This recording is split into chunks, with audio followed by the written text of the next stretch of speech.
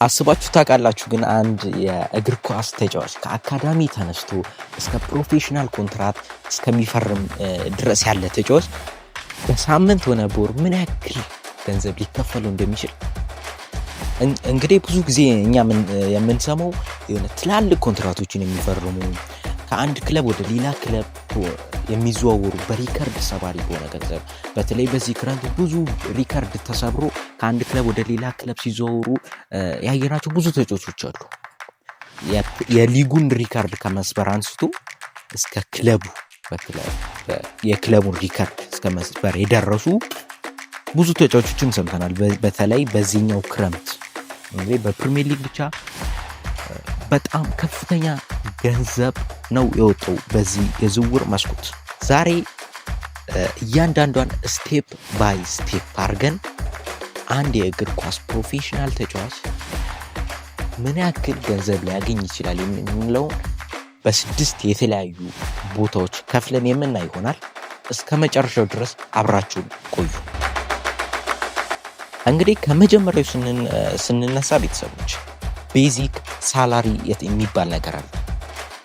ቤዚክ ሳላሪ ልንለው የምንችለው አንድ ተጫዋች አቋሙ ወረደ፣ ቤንች ላይ ሆነ፣ አሪፍ ተጫወተ፣ ይሄ ምንም የሚያገባው ነገር ነው።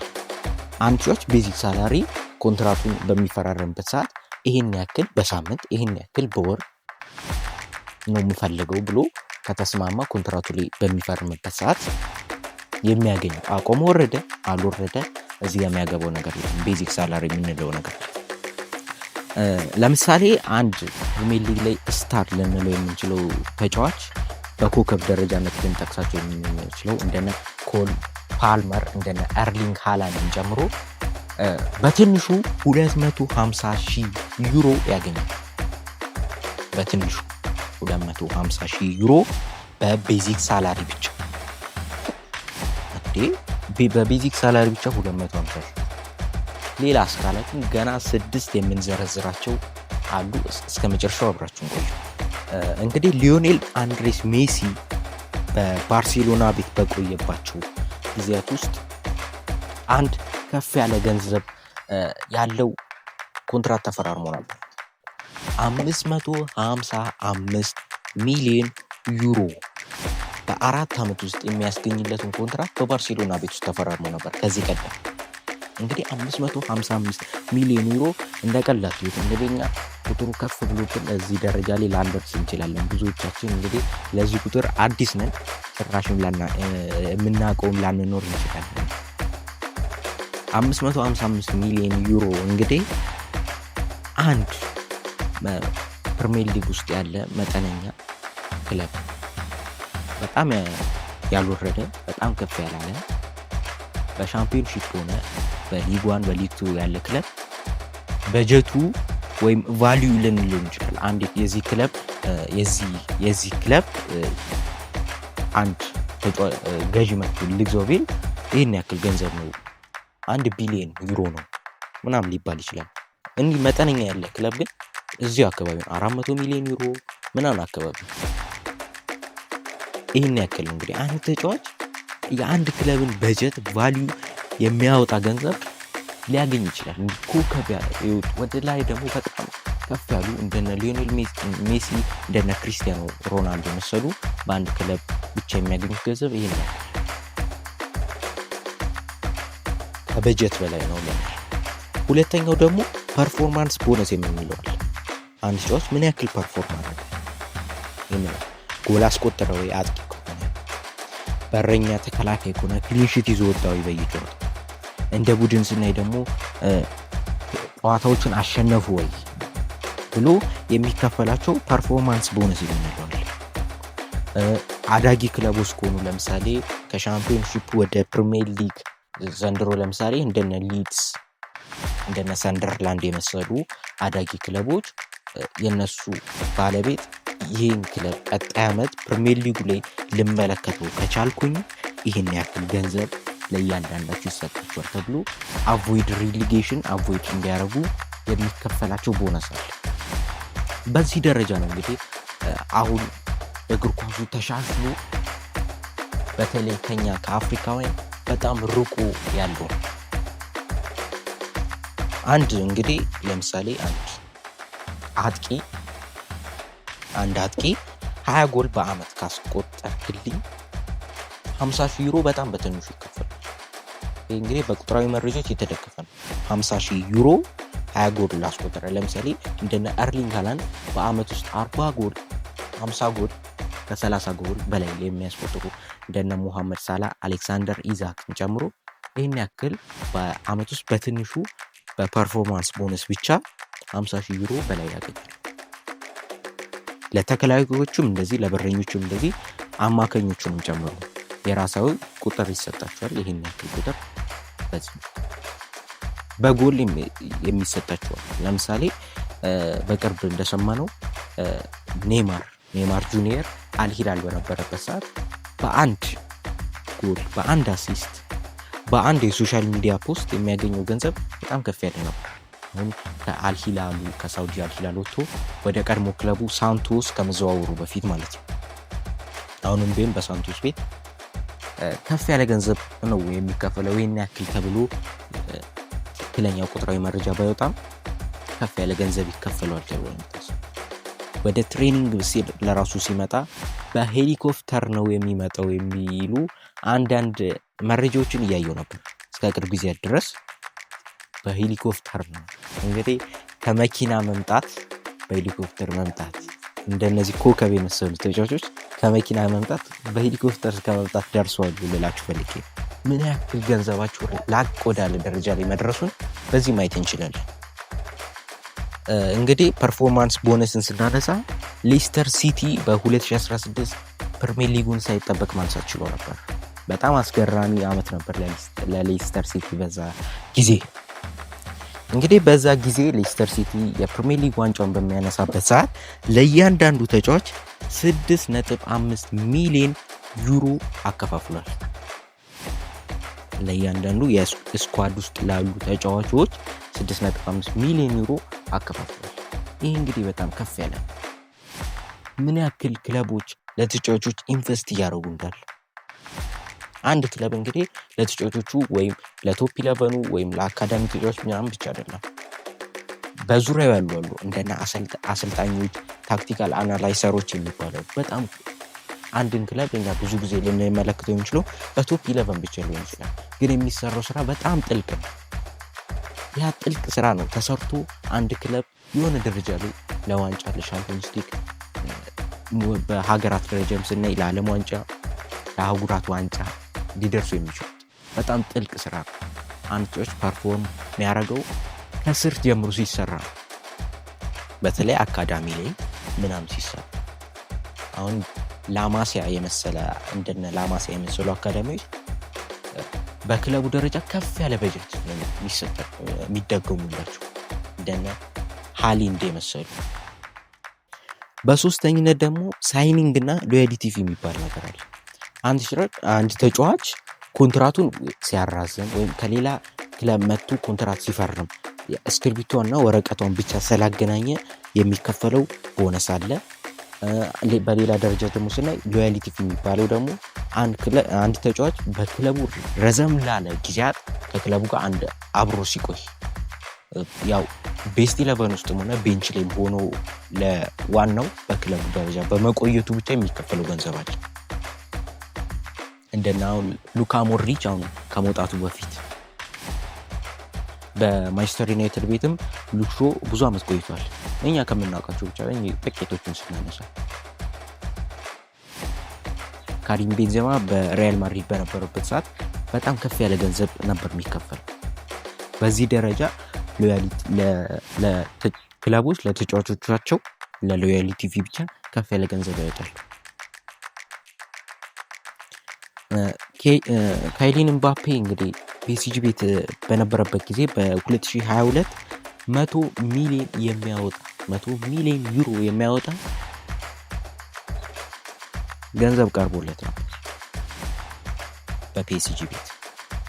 እንግዲህ 100 ሚሊዮን ዩሮ ስንል አንድ ክለብ ሻምፒዮንስ ሊግ ዓለማችን ላይ ከፍ ያለው በሊጎች ደረጃ ከፍ ያለው ዋንጫ እንለው የሚችለው ሻምፒዮንስ ሊግ ነው።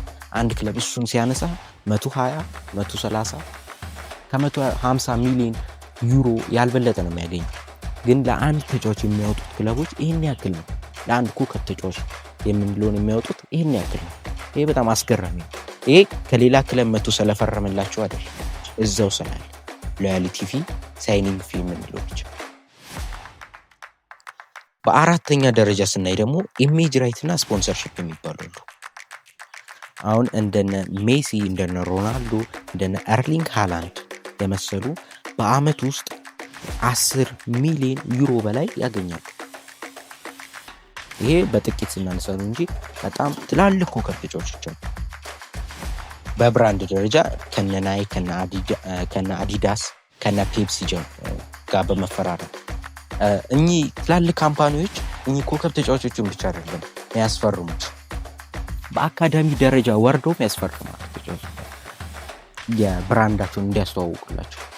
ለምሳሌ እንደነ በቅርብ ጊዜ እንዳየናቸው እንደነ ማክስ ዶማን፣ ሪዩን ጉሞሃ፣ ላሚን ያማል የመሰሉ ተጫዋቾች ገና ከልጅነታቸው ጀምሮ ፖቴንሻል አላቸው ተብሎ ሲታሰብ ወይም በትላልቅ አካዳሚዎች ውስጥ ሲገኙ ኮንትራት ይፈርማሉ። በአካዳሚ ደረጃ ነው መነግራቸው ይላል። ከፍ ያለ ገንዘብ ነው የሚያገኙት በዚህ ብቻ ተጫዋቾች። እንደነ ክሪስቲያኖ ሮናልዶ እንደነ ሜሲን ደግሞ ስናይ የነሱ ቁጥራዊ መረጃዎች እውኑን ለመናገር ለራሱ በጣም ከኛ የራቀ ከመሆኑ የተነሳ በጣም አስፈሪ ገንዘብ። ክሪስቲያኖ ሮናልዶ ሶሻል ሚዲያው በተለይ ሶሻል ሚዲያ የምትጠቀሙ ኢንስታግራም ላይ ካያችሁ በጣም ፎሎወሮቹ በጣም ከፍ ያሉ ናቸው። ከእግር ኳስ ተጫዋቾች አንደኛ የሚባለው እሱ ነው። ወደ 650 ሚሊዮን አካባቢ ነው አልተሳሳትኩም። እዚህ ጋር ልታርሙ። በሱ ብቻ 50 ሚሊዮን ዶላር በትንሹ ያገኝበታል። ይሄን የማወራችሁ ቁጥሮች እንግዲህ በቁጥራዊ መረጃዎች የተደገፉ ናቸው። 50 ሚሊዮን ዶላር በአንድ ሶሻል ሚዲያ። ይሄኛ ቀኑ ሙሉ ቲክቶክ ስክሮል እያደረገ የምንውለው ያለምንም አንድ ፕሮፌሽናል ተጫዋች ምን ያክል ገንዘብ ሊሰራበት እንደሚችል የሚያሳይ ትልቅ ቁጥር ነው። ትልቅ ምሳሌ ሊሆን የሚችል በተለይ አሁን ላለነው ጄኔሬሽን ምን ያክል ሶሻል ሚዲያ ጥቅም እንዳለው በዚህ መረዳት እንችላለን። በእነሱ ደረጃ ከፍ ብለን ባንታይ ለራሱ በትንሹ ምን ያክል ሊያወጣ እንደሚችል የሚያሳይ ነው። በድሮ ጊዜ እንግዲህ የሆነ አንድ እቃ ነው ሀብት ልንል የሚችል፣ አሁን ሶሻል ሚዲያም ጭምር ሀብት እየሆነ መጥቷል። እንግዲህ እንደ ክሪስቲያኖ ሮናልዶ፣ ሊዮኔል ሜሲ የመሰሉ በሶሻል ሚዲያቸው ብቻ ምን ያክል ገንዘብ እንደሚሰሩ በዚህ ማየት እንችላለን። በአምስተኝነት ደረጃ ስናይ ፕራይዝ መኒ ይባላል። ወይም እነዚህ በኢንተርናሽናል ዋንጫዎች የዓለም ዋንጫ ወይም አንድ ክለብ ዋንጫ ሲያነሳ፣ ብሔራዊ ቡድን ዋንጫ ሲያነሳ ተጫዋቾች በዛ ቡድን ውስጥ ተሳታፊ ከሆኑ የሚያገኙት ገንዘብ አለ። ሻምፒዮንስ ሊግ የመሰሉት ዋንጫዎችን በሚያነሱበት ሰዓት የዓለም ዋንጫ፣ ዩሮ፣ የአህጉራት ዋንጫ ጨምሮ ማለት ነው። አርጀንቲና እንግዲህ በ2022 የዓለም ዋንጫ ኳታር ላይ በምታነሳበት ሰዓት ሁላችንም የምናስታውሰው ነገር ነው። ለእያንዳንዱ ተጫዋች 10 ሚሊዮን ዶላር ተከፋፍሏል። የአርጀንቲና ብሔራዊ ቡድን ውስጥ በዛ ሰዓት ለነበሩ ተጫዋቾች በሙሉ 10 ሚሊዮን ዶላር ተከፋፍሏል። ይሄን ሁሉ እንግዲህ ያልነው ብዙ ነገሮች አሉ። ይሄ ፕራይዝ መኒ ጀምሮ ሳላሪያቸው ሳይነካ ምን ነው ይሄ የሚጀምረው። እንግዲህ አብዛኛው ጊዜ ተጫዋቾች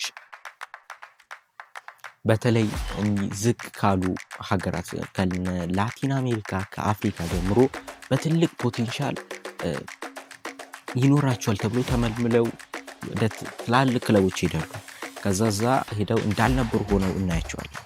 ይሄ እንግዲህ አንዱ ምክንያት ሊሆን የሚችለው በዚህ ደረጃ የገንዘቡ መብዛት ነው። ጭራሽ ከማያውቁ ተነስተው በዚህ ደረጃ ከፍ ሲል የአንድ የተጫዋቾች ህይወት ኬሪራቸውን ወደ ዜሮ ሊያባዛላቸው ይችላል። እንደነ ሮናልዲኒዮ ጀምሮ በምናይበት ሰዓት ራሱን እንደተናገረው ኬሪሩን ምን ያክል እንዳበላሽ ይሄ የገንዘብ መብዛት ለዞም በዛ ጊዜ አሁን ምን ያክል ተሻሽሎ ምን ያክል እጥፍ ሆኖ በስቱ ለልጆቹ እንደሚከፍል ማየት እንችላለን። በተለይ ላቋ ወዳሉት በአውሮፓ ደረጃ ባሉት ክለቦች አሁንም ሳውዲን ጨምሮ ማለት ነው። ሳውዲ መሆን ወደ ፉክክር ውስጥ ተጫዋቾቹን አንድ ተጫዋች በገንዘብ በማማለል እንደምታመጣ የምናየው ነው። በስድስተኝነት ደረጃ ልናይ የምንችለው አንድ ብዙ ጊዜ ለምሳሌ በዚህ የዝውውር መስኮት አንድ ተጫዋች ከክለቡ ጋር በቃል ደረጃ ስምምነት ደርሷል። ተጫዋቹ ከክለቡ ጋር በቃል ደረጃ ከስምምነት ደርሷል ስንል ከክለቡ ጋር በምን አይነት ነው በስምምነት የሚደርሰው? በትንሹ ስናይ ክለቡ ኦፈር የሚያደርጋቸው መኪኖች፣ ቤቶች፣ ላክጀሪ የሆኑ በጣም የረቀቁ ፕራይቬት ሼፍ ጨምሮ ኢቭን ከአንድ ሀገር ወደ ሌላ ሀገር በሚዘዋወርበት ሰዓት የአውሮፕላን በነፃ የሚዘዋወሩበት የአውሮፕላን ፍላይት አሎላንስ ይሉታል። እነሱን ሁላ በነፃ የሚያገኙበት ኮንትራት ነው የሚፈራረሙ። በቀል ከስምምነት ደርሶ ይልኛል። ሴኩሪቲያቸው የተጠበቀ ነው። ይህን የምናየው እንግዲህ ዴቪድ ቤካም በሪያል ማድሪድ ቤት በነበረበት ጊዜ ሙሉ የፋሚሊው ለልጆቹ ፕራይቬት ስኩል ጨምሮ ሴኩሪቲ ሙሉ ላይፉ ላይ ኤክስፔንድ ሊያደርጋቸው የሚችለው ነገር በሙሉ በሪያል ማድሪድ የእግር ኳስ ክለብ ውስጥ ነበር የሚሸፈን። እንግዲህ አስገራሚ ቁጥር። ይህን ሁሉ ስንደማመረ ቤዚክ ሳላሪ፣ ፐርፎርማንስ ቦነስ፣ ሳይኒንግ ፊ፣ ኢሜጅ ራይት፣ ስፖንሰርሺፕ፣ ፕራይዝ መኒ የምንላቸውን ስንጨማመር አንድ ተጫዋች በኬሪየሩ ዲሲፕሊን ሆኖ በቃ ስለቀጠለ ብቻ ምን ያክል ገንዘብ ሊሰራ እንደሚችል በቀላሉ የምናየው ነው። በተለይ አሁን ላላችሁ ታዳጊዎች የትልቅ ምሳሌ ሊሆን የሚችል ምን ያክል ገንዘባችሁ ላቅ ወዳለ ደረጃ ላይ መድረሱን በዚህ ማየት እንችላለን።